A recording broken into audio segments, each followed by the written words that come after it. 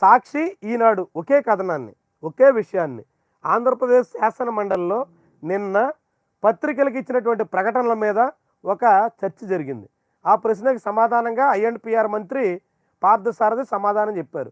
మంత్రి చెప్పినటువంటి సమాధానాన్ని ఈనాడు, సాక్షి రెండు పత్రికలు ఒకే సభలో ఒకే రోజు ఒకటే నాయకుడు చేసినటువంటి ప్రకటనని ఏ రకాలుగా రెండు రీతుల్లో ఇచ్చారో చూడండి. ఇది ఈనాడు పత్రిక. సాక్షికి ప్రకటనల కోసం 371 కోట్ల రూపాయలు ఖర్చు అయ్యింది. సచివాలయ సిబ్బంది ద్వారా పత్రిక కొనుగోలుకు 144 కోట్ల రూపాయలు ఖర్చు. అధికారులపై చర్యలు తప్పవు మంత్రి పార్థసారథి. ఇది ఈనాడు పత్రిక. ఇదే కథనం, ఇదే విషయానికి సంబంధించి సాక్షిలో నిబంధనల మేరకే పత్రికలకు ప్రకటనలు. అసెంబ్లీ సాక్షిగా వైఎస్ఆర్సీపీ ప్రభుత్వ నిష్పాక్షికతకు మరోసారి తేట తెల్లం. 3.5 ఏళ్లలోనే ఈనాడుకు 243 కోట్ల రూపాయల విలువైన ప్రకటనలు. ఇక్కడేమో సాక్షి పత్రికకి 371 కోట్లు ఇచ్చినట్టు, ఇక్కడేమో ఈనాడు పత్రికకి 243 కోట్ల రూపాయలు 3 ఏళ్లలో. ఎందుకంటే చివరి 2 ఏళ్ళు ఆంధ్రప్రదేశ్ రాష్ట్ర ప్రభుత్వ ప్రకటనలు మేము ప్రచురించేబోము అని ఈనాడు చెప్పేసింది. దాంతో ఈనాడులో ప్రభుత్వ ప్రకటనలు రాలేదు, నిరాకరించింది ముద్రించడానికి. దాంతో 2 ఏళ్లలోనే 271 కోట్ల ఆ పత్రికకి ఇచ్చారు అంటూ సాక్షి రాసింది. కూటమి నేతలది దుష్ప్రచారమేనని స్పష్టీకరణ. ఇది సాక్షి రాసింది. ఇది సాక్షి వ్యాఖ్యానం, అది ఈనాడు వ్యాఖ్యానం. రెండు వాస్తవమే. సాక్షికి 370 కోట్లు ఇచ్చింది వాస్తవం, ఈనాడుకి 3 ఏళ్లలో 270 కోట్ల రూపాయలు ఇచ్చింది కూడా వాస్తవం. ఈనాడులో సాక్షికి మాత్రమే ఇచ్చింది ప్రస్తావించారు, సాక్షిలో ఈనాడుకి ఇచ్చింది ప్రస్తావిస్తూ అన్ని పత్రికలకు సమానమే అని చెప్పుకునే ప్రయత్నం చేశారు. రెండు వైపులా జరిగింది వాస్తవం.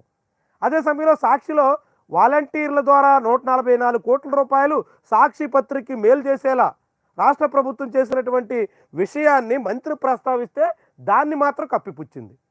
అంటే రెండు సగం సగం నిజాలే, రెండు అర్ధ సత్యాలే. రెండు పత్రికల్లోనూ వచ్చింది సగం సగం వాస్తవం. కానీ రెండు పత్రికలు చూస్తే తప్ప అసలు పిక్చర్ అర్థం కాదు. ప్రభుత్వం భారీగా ప్రకటనలు ఇచ్చింది నిజం, ఆ ప్రకటనలో సాక్షికి మెజార్టీ దక్కింది నిజం. సాక్షికి ఎక్కువ రావడానికి ఈనాడు పత్రిక 2 ఏళ్ల పాటు పత్రికా ప్రకటనలు ముద్రించకపోవడం నిజం. ఇవన్నీ నిజాలే.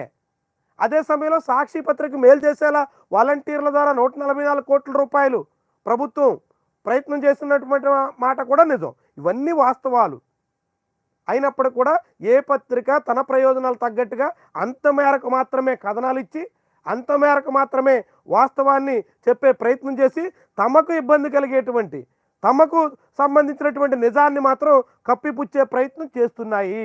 ఇదే మనం రోజు చేసేటువంటి కార్యక్రమం యొక్క అసలు కారణం ఇదే. పత్రికలన్నీ తమకు నచ్చినట్టుగా, తమకు తోసినట్టుగా సగం సగం వాస్తవాలు చెబుతున్నటువంటి తరుణంలో అసలు పిక్చర్ ఏంటి అనేది తెలుసుకునేటువంటి ప్రయత్నం మనం చేస్తున్నాం. అన్ని పత్రికల్లోనూ చూస్తూ అన్నింట్లోనూ ఉన్నటువంటి వాస్తవాలను తెలుసుకునే దానికోసం మనం ఈ కార్యక్రమం నిర్వహిస్తున్నాం. రోజు ఉదయాన్నే 8 గంటలకు రాతా కోతా వాతా పేరుతో మనం నిర్వహిస్తున్నటువంటి ఈ కార్యక్రమాన్ని లైవ్లో ఖచ్చితంగా చూడండి.